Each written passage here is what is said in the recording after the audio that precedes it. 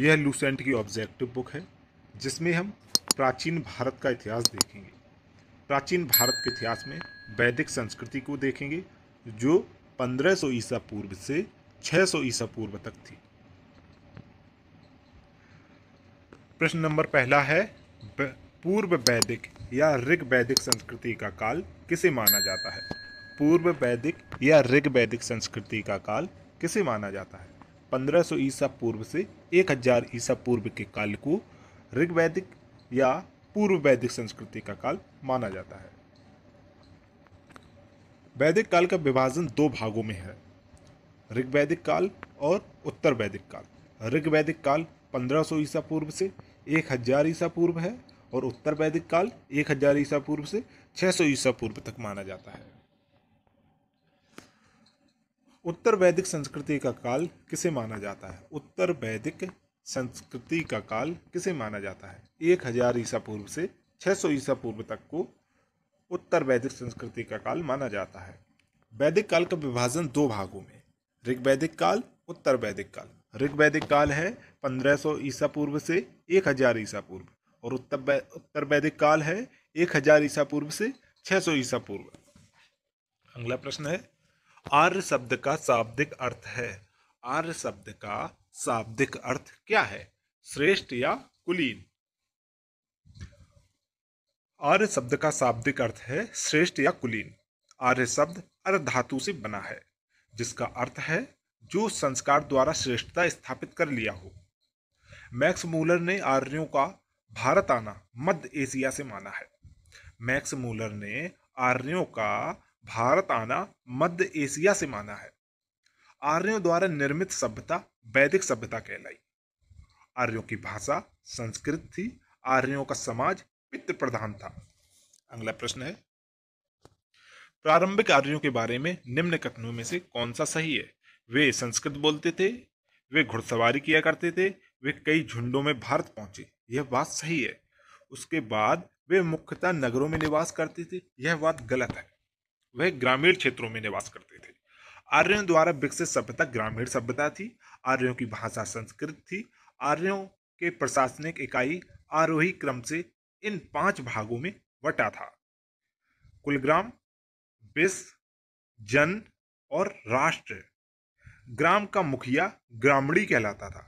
विस का प्रधान विस्पति एवं जन के शासक राजन कहलाते थे। अगला प्रश्न है, इनमें से किस फसल का ज्ञान वैदिक काल के लोगों को नहीं था? तंबाकू का ज्ञान वैदिक काल के लोगों को नहीं था।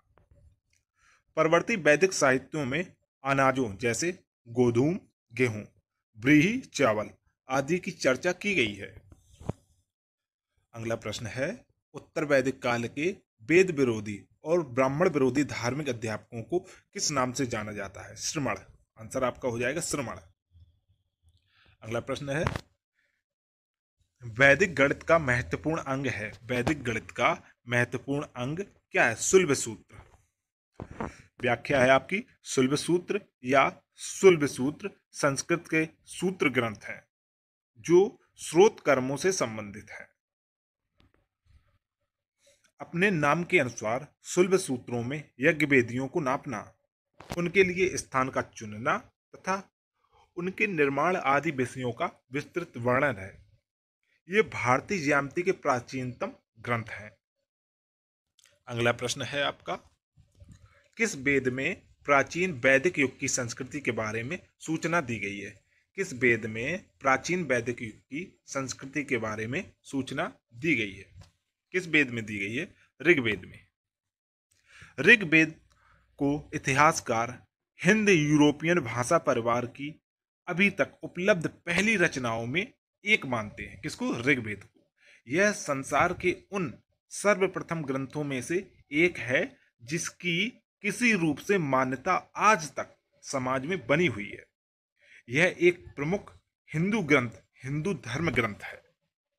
कौन? ऋग्वेद। अगला प्रश्न है आपका, निम्नलिखित में से उत्तर वैदिक काल में लिखे गए ग्रंथों का सही क्रम कौन सा है? वेद, ब्राह्मण, आरण्य और उपनिषद। वैदिक साहित्य से तात्पर्य उस विपुल साहित्य से है जिसमें वेद, ब्राह्मण, आरण्य एवं उपनिषद शामिल हैं। वर्तमान समय में वैदिक साहित्य ही हिंदू धर्म के प्राचीनतम स्वरूप पर प्रकाश डालने वाला एक विश्व का प्राचीनतम स्रोत है। रचना के अनुसार प्रत्येक शाखा की वैदिक शब्द राशि के 4 भाग हैं। वेद के मुख्य मंत्र भाग को संहिता कहते हैं। संहिता के अलावा हर एक में टीका अथवा भाष्य के 3 स्तर होते हैं।